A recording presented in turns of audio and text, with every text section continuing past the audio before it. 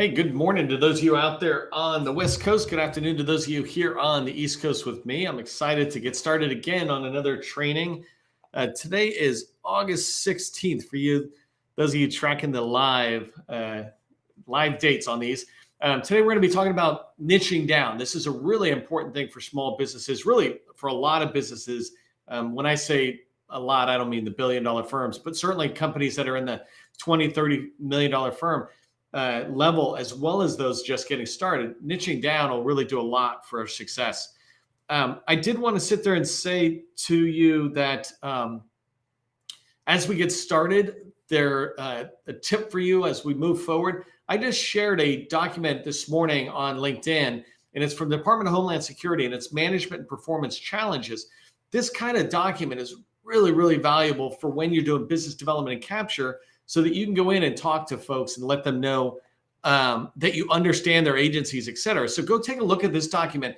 I did it for DHS, and it's just an overall DHS. There's probably ones for each one of the components in DHS, but almost every single agency out there, certainly all the big ones, have these same type of documents, management challenges or performance challenges.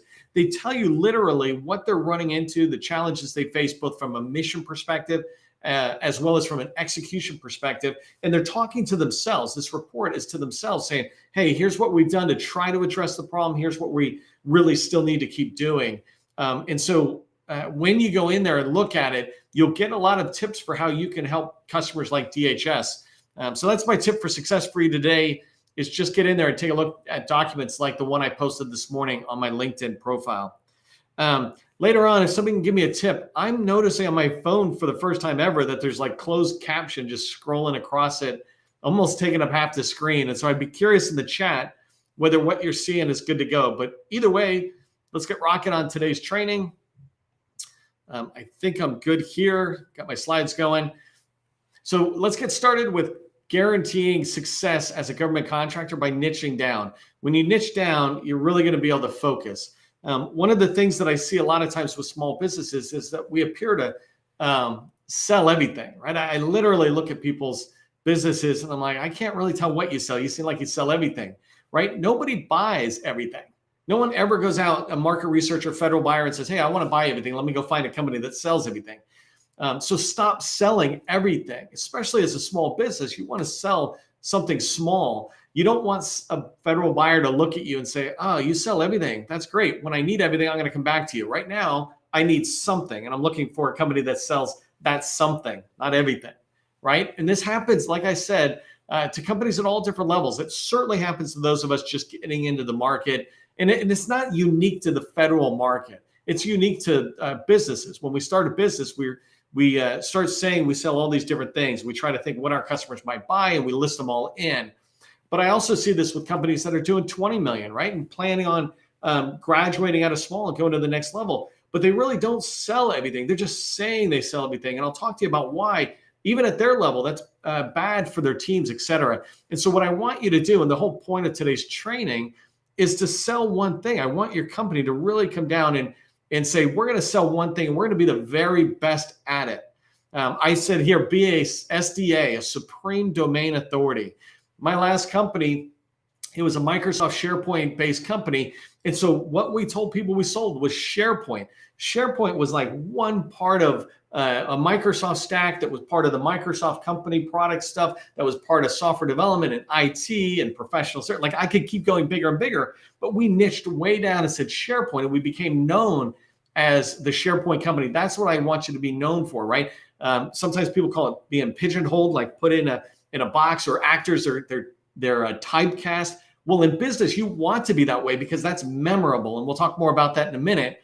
But in today's training, I'm going to cover down on that, talking about what is niching. What do I mean when I say niching down, right? Why is it important to your success? I say you can guarantee success. Well, how? Why? How is that going to happen? I want to talk a little bit about that. And then I want to talk about when you're able to niche down, who is going to benefit from you niching down? Who in particular in your company is going to benefit from that? And I'm going to wrap this all up with giving you some suggestions on how you can relook at your company and niche down, right, over the next hour, the next day, the next week, whatever time it takes for you. But this ability to niche down, I'll give you some tips that you can move forward. All right, and if you don't know who I am, my name is Neil McDonnell. I'm the president of the GovCon Chamber of Commerce. I want to welcome you to my federal sales training, where I provide tips for success in the federal market.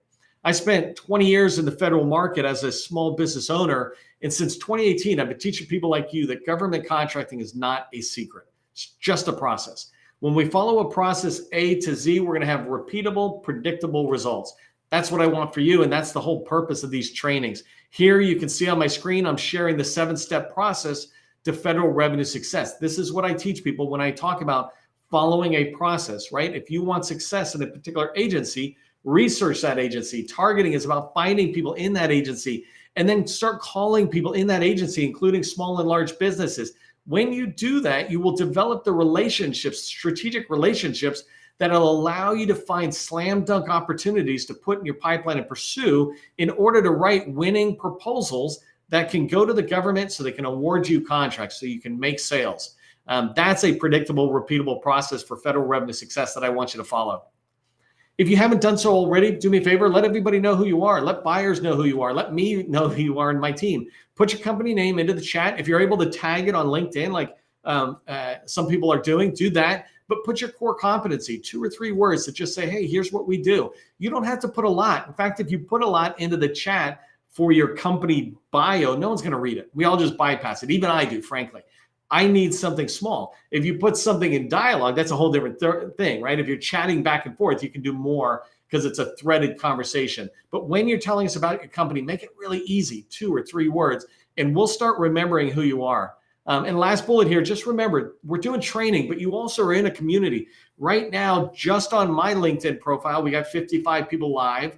And we have a whole bunch of people who are on our company page live, a whole bunch of people who are on YouTube, Facebook, and Twitter live. And so this is your community. Engage with folks and build relationships that are totally separate from me and the GovCon Chamber towards your success and the other person's success.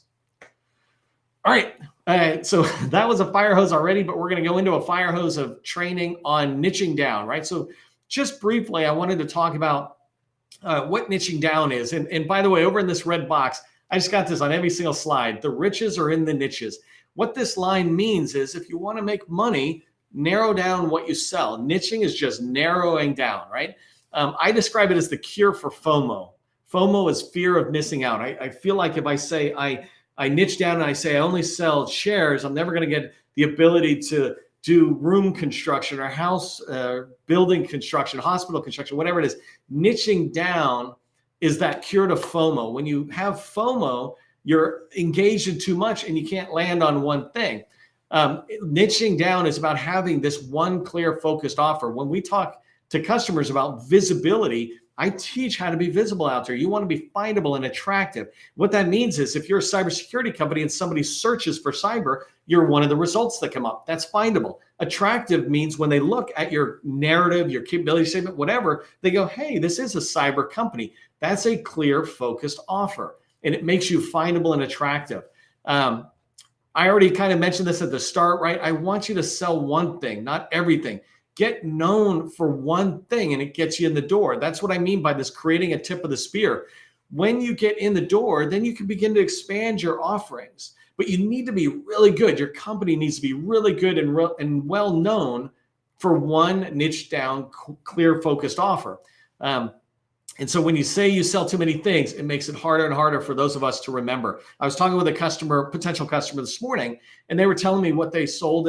And at the beginning, it was kind of a lot of stuff. And then at one point they went, cleared cyber. And I went, oh my God, I know who that is, or I know what you're doing. I know what you're saying you're doing. Not just that, I know somebody who's looking for people who can specialize in that kind of space. I can make that introduction. In fact, I will, right? I don't care whether I work with them or not. I mean, I care, but either way, I'll still make the introduction, but I'm able to make the introduction because they niche down from all the stuff they were saying early on to really, hey, this is what we really want to be known for. Perfect. Now I'm going to remember you. No matter whether we ever have another call again, I'll remember this company and I'll remember Cleared Cyber. And that's what I want for you. That's why I tell you to put your information in the chat. And then the last thing I put here for niching down isn't just about what you sell. It's about who you sell to. So don't sell everything and don't sell to everybody. Sell something really focused. And then I like to say niche all the way down to one agency. I'm okay if you're at a department level, right? I was talking with somebody yesterday who took my advice and niched down to CMS. And I told them, hey, it's kind of okay to expand up to HHS because of what they're doing. It would fit a little bit more, but I love that, right? They niche down to CMS within a Department of Health and Human Services. And what I mean by this is don't try to sell to HHS and Army and Department of Education, et cetera. You're going to be doing that same thing. Now you have customer FOMO, like you're afraid of selling just to HHS because what if the Army wants to work with me? What if DHS wants to work with me? You're not a billion-dollar company. Even billion-dollar companies are focused on their target customers, target agencies. So just niche down on there. All right, let's talk about, and I think this is one of the most important slides I want to share with you, why niching down is so important. Because if you're going to take my advice and niche down, maybe you need some of the reasoning behind why it's going to help you.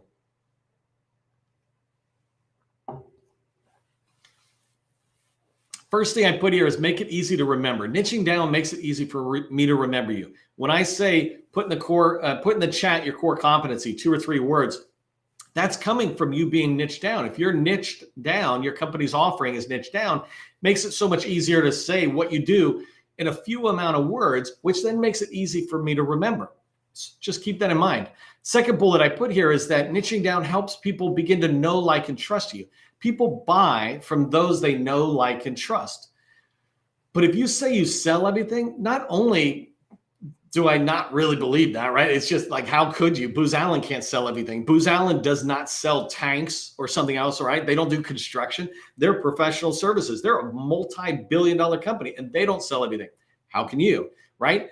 And so it's hard for me to remember you if I can't really take you seriously. But if you niche down and you say, hey, like cleared cyber, I'll just use that as an example today. If you say we do cleared cyber work, I'm like, wow, I instantly start knowing them and remembering them. And eventually I'll start liking them and trusting them because of how I engage with them, or I see content they put out, or the responses to RFIs they share, whatever it is, it helps us begin to know, like, and trust you because we see you as that SDA, that supreme domain authority. Number 3, niching down allows you to focus, which then allows you to get more money. We talk about get more by doing less. And it seems really counterintuitive. Sometimes people feel like they need to do a lot more. It's like, no, you need to do a lot less, and you need to make sure it's the right things. And so when you're focused down on a niche, a clear offer, then you're going to be able to strategically go after the money that you can win instead of going after a lot of money that you probably can't win. And that focus, more money, is increased revenue for your company, right? And that's what you want. Number 4 here, I put in this, these are in 2 different categories, but this 4th one I talked about, when you niche down and you say, hey, we sell cleared cyber work, then you begin to look at the contract vehicles that are out there. And that thing gives you two great step forwards. One is you can see where the government is buying. And if you can get on those vehicles, then you know which vehicles to pursue. That's massive, right? Instead of pursuing all these vehicles. The second thing is you begin to know which companies are on those vehicles and which agencies are using those vehicles. So now you can pursue that cyber work, that cleared cyber work, by tracking the contract vehicles. But you couldn't do that if you're not niched down, because then you're looking at every contract vehicle or many, many contract vehicles. I wanted to bring it in-house a little bit. So the first 4 bullets are really general, broad strokes about why niching down is important. But number 5, I talk about the entire staff knows what you sell. This is really important. I've seen this in a lot of customers where I go in and they have, many people, especially when you're talking about a company that has 25 plus people, a couple of 100 people. No one knows what we sell, right? If we say we sell everything. Well, I know you say that and I hear that, but I'm in the company and we're not really doing that. We're kind of doing this thing or something. I do this exercise where I go around with customers that are larger customers like that. And I say, hey, everybody individually, I ask them, what do you think we sell? It's like rarely is more than 50% of the answer from each person the same. But when you have a clear focused offer, then you can teach your entire staff, whether it's 2 people or whether it's 200 people, you can teach the entire staff, this is what we sell. Cleared cyber. What does cleared cyber mean? It means this, this, and this. Pretty soon, everybody knows that. When they're out at happy hour, they're telling it to their friends. When they're in the at a client site and they're talking and they get a chance to introduce their company, they can say the same message. Pretty much every person is along that same line because it's one clear focused offer. Number 6 here is recruiting becomes this massive differentiator. If you have a clear focused offer, then your recruiters, your talent acquisition people can be recruiting. It's so much easier to recruit, right? Instead of recruiting cyber and software development and construction and this thing and that thing, it gets really hard, right? You want to get good at something. And so if you have a recruiter who's going after talent and they're talking about cyber, then they just get better and better with the cyber conversations.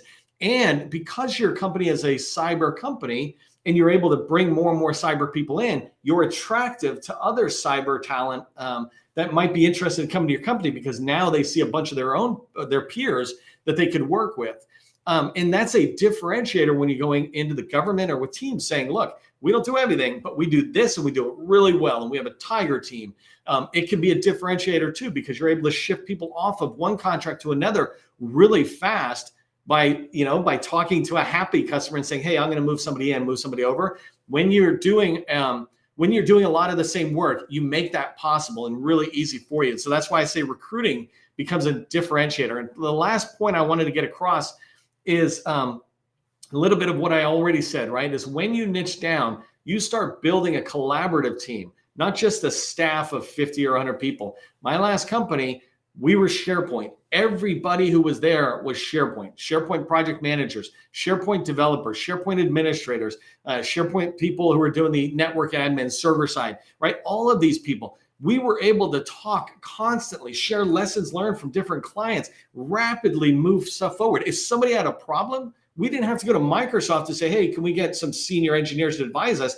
We already had that group of staff in there. And so it enabled us to create this really strong, I call it a collaborating team. Sometimes people call them tiger teams, but imagine how powerful that is if you go to different customers who are looking for that. We were able to compete against Microsoft on contracts because we had so many people who did that one core competency, right? And that core competency, it could easily take us into the hundreds of millions. It was never so small that we couldn't grow. So the lesson, remember the riches are in the niches. Okay, so let's talk about who will help. And I'm just tracking my time here. Who's going to be helped when we niche down?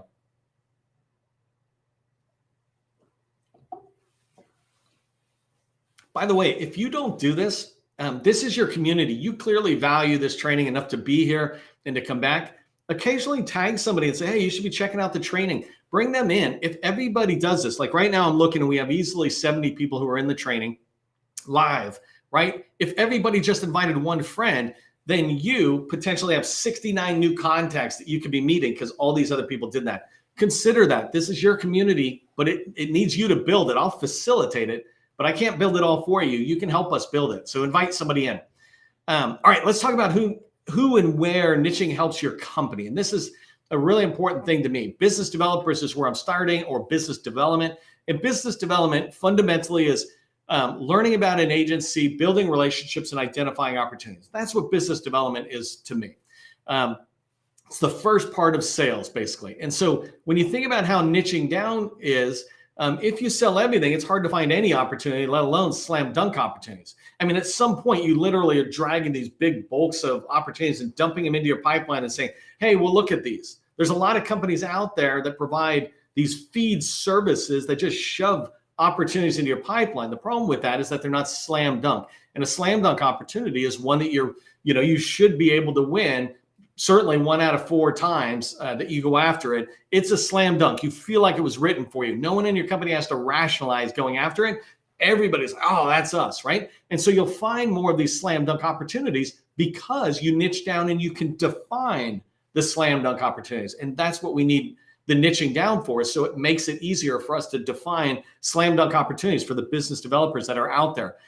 When we're out there, we're talking to the customer or teammates, right? But when we're in there in agencies and talking, we're not just kind of walking halls and saying, hey, you got any work for us or something. We're going in there as this subject matter expert. They begin to know us, right? I said we did SharePoint. Anytime we opened our mouth about SharePoint, we knew everything about SharePoint through and through. I mean, we worked with Microsoft, so we knew about stuff that was coming out before anybody else did. That's that level of expertise or niching down, the power that comes from niching down. But we were seen as trusted, subject matter experts, that we knew our stuff. I described it earlier, supreme domain authority. When you want to know something about SharePoint, go to these guys. These are the SharePoint companies. You want your company to be seen that way, right? And it doesn't have to be you. If you're but if you're a business developer and not the actual SME, then you're representing your company as the subject matter expert. We can help you on these things. And so you want to be seen as a SME. It helps open up the dialogue to this third bullet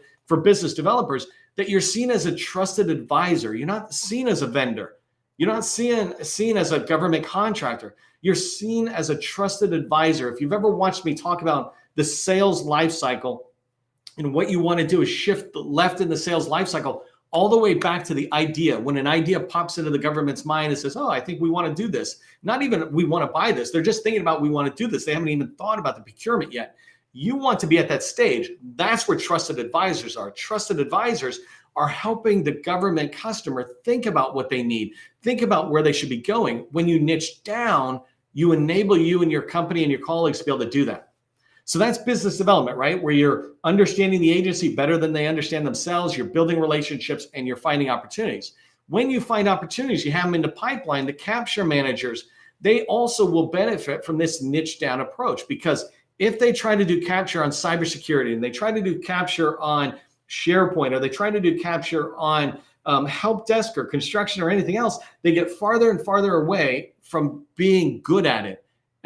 Jack of all trades kind of thing, right? And so when you think about a capture manager having a solid understanding and knowing that the company has a solid understanding of what they do, they can begin to shape requirements. And so capture managers, if you don't know this, if you're truly doing capture, you have an opportunity in your pipeline and you're going back and you're meeting with the customer as often as you can, but you're trying to get in and talk with them. And if you can get in early on, RFI phase is fine, but if you can get in there and start talking to them about their drafts, requirement documents, PWS, SOOs, if you can talk to them about it, you can begin to shape that. And it makes it so much easier to shape that when you already know everything about the requirement. You're not struggling to figure it out, et cetera. Whenever I looked at a requirement in my last company as SharePoint, I knew it in a second. Like, I could look and I didn't have to take more than 5 minutes to decide not just whether this was good for us, but where it would fit and where the problems were, because I didn't look at things I didn't know. I looked at things I was an expert at, and those are the opportunities we try to find. Number 2 here, or the second bullet for capture, is this ability to rapidly assess your strengths and weaknesses. And that's what I was describing. The reason this is important is because when I want to build a team as a capture manager, because we're niche down and because I know what we sell, and I've done this over and over again, I instantly know that, hey, this is coming in. It's asking for cybersecurity with a level of business intelligence. That's not our strength. Let's outsource that to a teammate and let's focus on this cleared cyber, for example, right? And the third bullet here, where I say own solutions, capture managers can own the solution. True capture management is going back and talking to the customer, right? And talking to your teammates about solutioning. You want to bounce the solutioning you're thinking off the customer if you can. Well, if we do this work over and over again, when we open our mouth, that supreme domain authority, we come across as a trusted advisor. We already are kind of guiding them into thinking about evaluating our proposal a long time later, just by introducing to them ideas about why solutioning this way is good, why solutioning, I think this would be a normal recommendation people would make, but this is not good for you because of this or something. So when capture managers, or the company is niched down, capture managers are able to take all that company experience and really go back and own the solutioning conversations that increase their authority with the customer by having the customers around, or the conversations around solutioning. All right, and then the last one here is proposal team. So niching down is absolutely going to help the proposal team, because when you niche down, you do the same thing over and over and over again. Why do 10 different projects? Do the same project 10 different times, right? Get paid to do the exact same thing 10 different times. When you do that, not only will you begin to increase your profit margin, but you get better and better and better at it. So for example, I talked about writing RFIs and RFP responses within 24 hours. I could write a 25-page response in 24 hours when it was in my slam dunk niched core offering there. And you can do the same thing. You're not going to do it tomorrow if you haven't done it, but you can build to this pretty quickly. Actually, go look for somebody called Juliet Fletcher. She just posted a post today on LinkedIn, kind of talking about that from a proposal manager standpoint. But this idea of reusable content. If I use a quick example with SharePoint, if I'm migrating SharePoint from servers that are on site to a cloud, well, when I start doing that and I'm writing a response, pretty soon I've locked down everything I could possibly want to say about the migration plan, the migration process for SharePoint for my customers. So now I have an 80% reusable piece of content, and it could be 25 pages, right?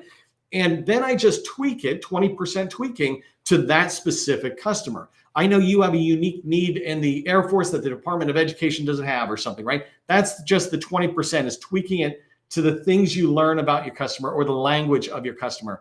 And the last thing I'll say here is past performances.